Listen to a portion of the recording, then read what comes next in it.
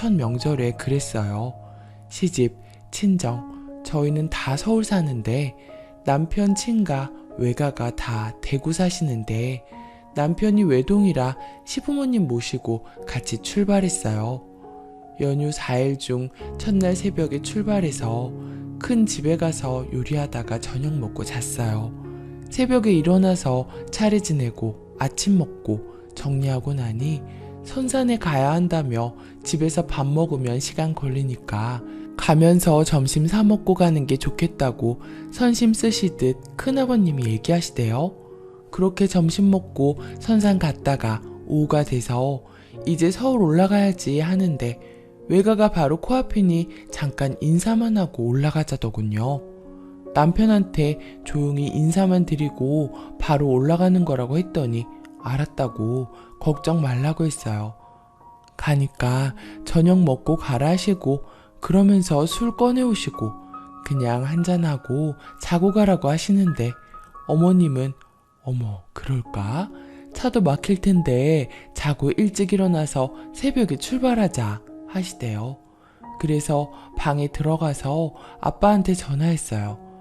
아빠, 여기 큰 집에 인사만 드리고 갈 수 있을 줄 알았는데 시어머니가 자고 가자고 해서 못 가겠다. 나도 시댁 때문에 친정에도 못 가는 딸이 되었어. 라고 울먹이면서 얘기하니까 일단 알았다고 울지 말라고 하시더라고요. 저희 오빠가 시간 맞춘다고 전날 처가 먼저 갔다가 자고 당일 저녁에 오기로 했거든요. 그리고 가까이 살아서 친한 이모네도 오기로 약속한 거였어요. 이모네 아들 사촌 오빠가 저희 부부 소개해준 거라 다 같이 만나기로 한 거예요. 진정시키고 화장실 갔다가 거실로 나가니 남편이 전화 받고 있는데 저희 아빠가 전화한 거였어요. 제가 전화 안 받는다며 어디까지 올라왔느냐고 다들 왔는데 우리 기다리면서 저녁 언제 먹나 하고 있다면서요. 남편이 안절부절 못하면서 장인어른 그게 아니고 선산 갔다가 외가 잠깐 들렸다면서 저희는 저녁 먹으려고 하는데 하면서 얼버무리더라고요.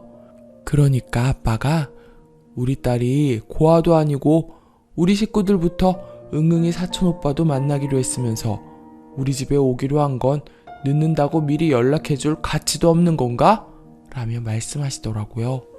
사돈댁만 결혼시키고 첫 명절 맞는 거 아니고 우리도 딸 결혼시키고 첫 명절인데 딸처럼 생각하신다더니 결국 이렇게 생각하시는 거였냐고 사돈 바꿔달라고 얘기하셨나 보더라고요. 남편이 아니라고 저희 지금 올라간다고 죄송하다고 금방 가겠다고 하고 끊고는 시부모님께 올라가자고 했어요. 아버님은 벌써 술을 드셨고 어머님은 못마땅한 표정이신데 큰 외숙모가 센스 있게 그럼 빨리 올라가 봐야지. 나도 우리 딸이 결혼하고 첫 명절에 늦게 온다고 하면 얼마나 속상할 거야. 고모네는 자고 우리 딸 서울 올라갈 때 그 차 타고 올라가요. 하면서 등 떠미시면서 올라가면서 먹으라고 음식 좀 싸주고 차까지 배웅 나와주셨네요. 큰 외숙모도 시집살이 꽤 하셨고 딸이 결혼 안 한다고 하니 능력 있는데 뭐하러 시집 가느냐고 혼자 살라고 하는 분이었어요. 저희 가고 큰 외숙모가 어머니한테 잔소리도 조금 하셨다고 사촌 누나 통해서 듣기도 했네요.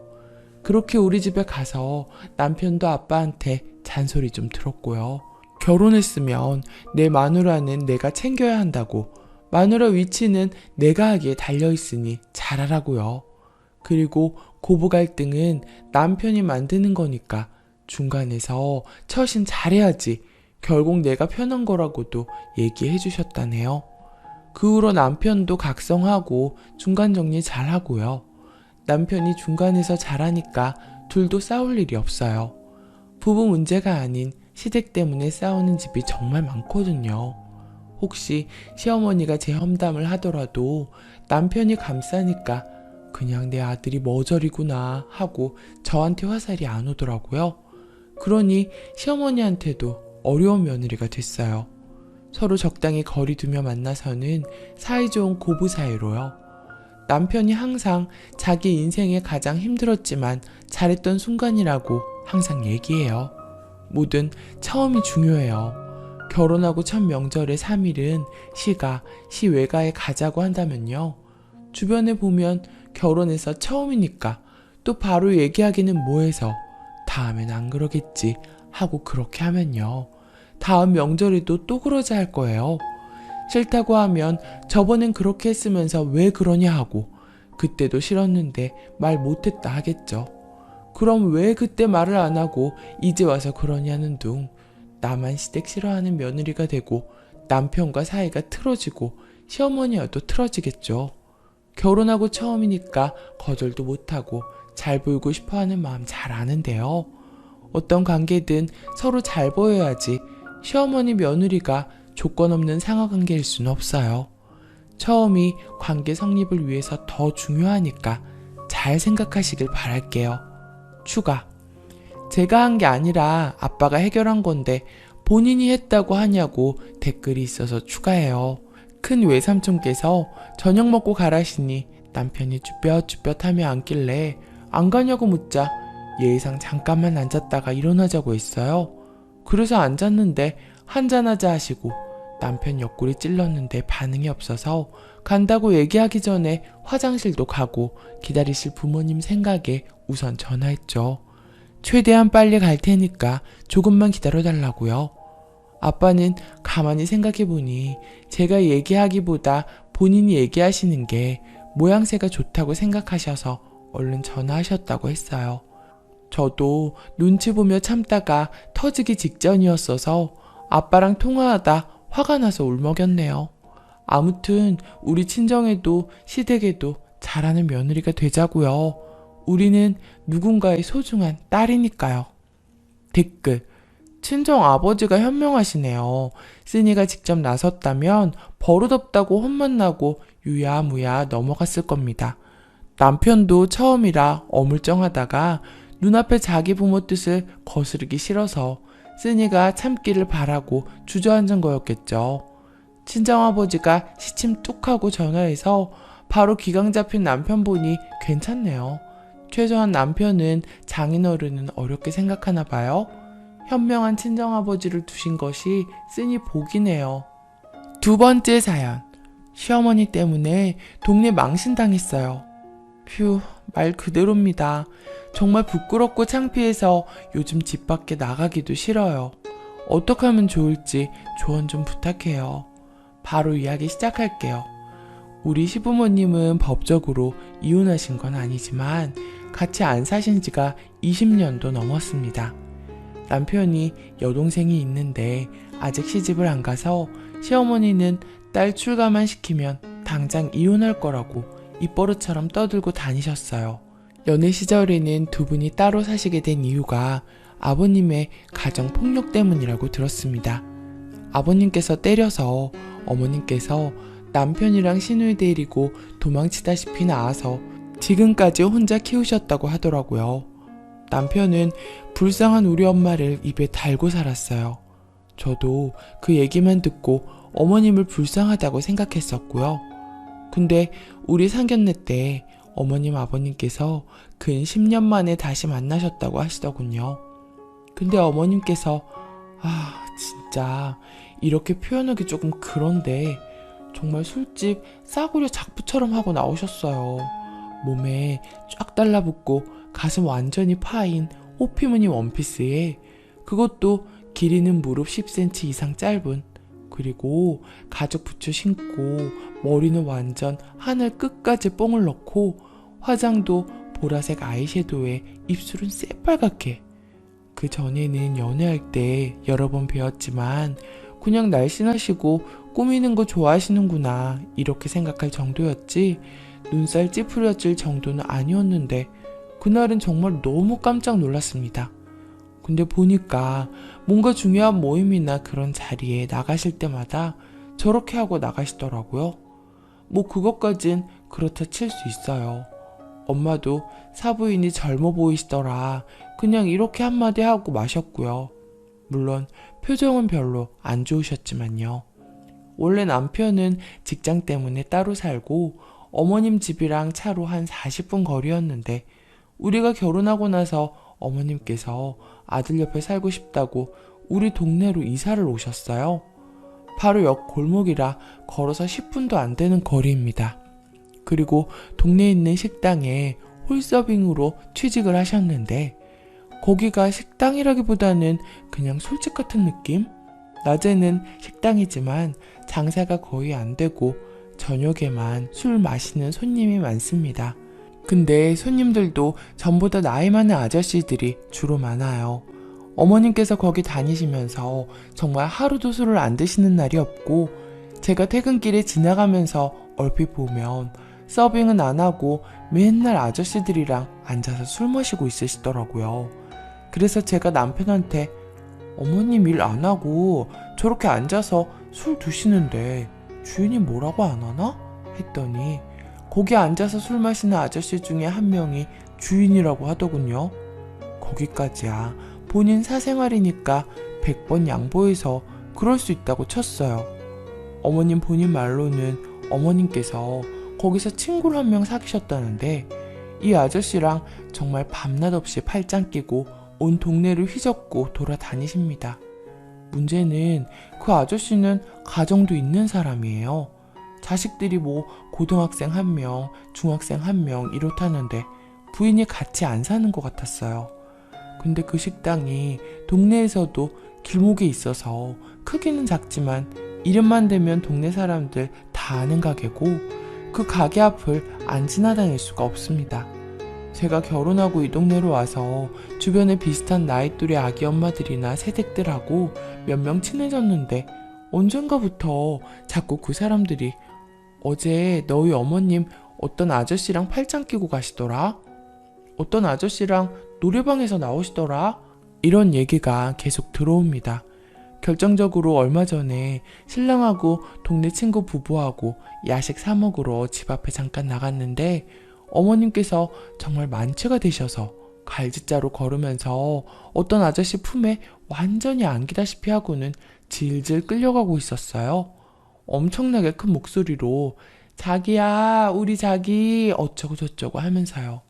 정말 저는 그 순간 어디 땅굴이라도 파서 들어가고 싶고 아는 척도 하기 싫고 창피해 미치겠는데 남편은 가서 그 아저씨한테 안녕하세요 하고 꾸벅 인사하더니 엄마 술 많이 마셨어? 얼른 집으로 들어가 이러더니 그냥 돌아서 우리한테 오더라고요. 물론 자기 엄마니까 모르는 척 할 수야 없었겠지만 그러면 차라리 집도 가까우니까 모셔다 드리던지 딸도 아니고 엄마한테 술 많이 마셨으면 얼른 들어가 이러고 그냥 오는 건 또 뭐죠? 저는 이러지도 저러지도 못하고 같이 있던 일행들한테 정말 창피해 죽는 줄 알았습니다. 그때 옆에 있었던 친구가 다음날 어제 어머님 옆에 있던 분이 시아버지는 아니지? 이러면서 메시지가 왔는데 진짜 동네 창피해서 미칠 노릇입니다. 나중에 알게 된 건데 시아버님이 어머님을 때리게 된 것도 어머님께서 같은 동네 사는 옆집 아저씨랑 바람이 나서 그런 거라고 하더군요. 이건 결혼하고 나서 아버님께서 직접 이야기해 주셔서 알았는데 참고로 아버님은 아직도 제 앞에서 시어머니 얘기하면서 욕하세요.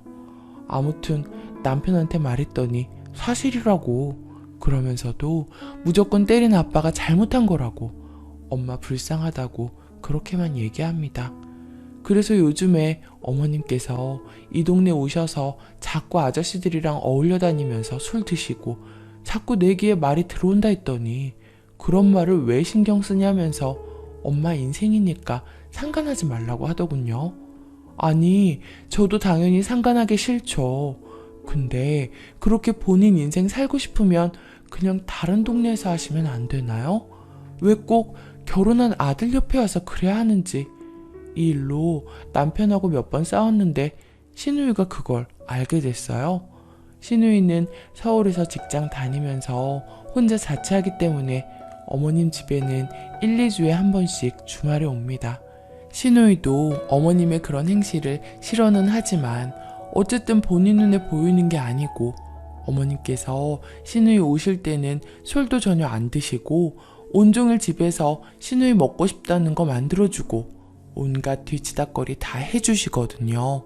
사실 시누이한테도 좋은 엄마인 것 같긴 합니다. 시누이도 남편처럼 불쌍한 우리 엄마 이 생각이 절대적이고요.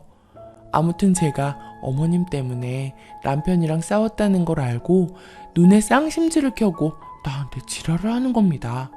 어디서 며느리가 뒤에서 시어머니 험담을 하느냐는 둥, 우리 엄마가 나랑 오빠를 얼마나 고생해서 키웠는지 아느냐는 둥, 그러다가 갑자기 혼자 감정이 북받쳤는지 막 울면서 불쌍한 우리 엄마 이러면서 남편하고 둘이 같이 붙들고 울더라고요.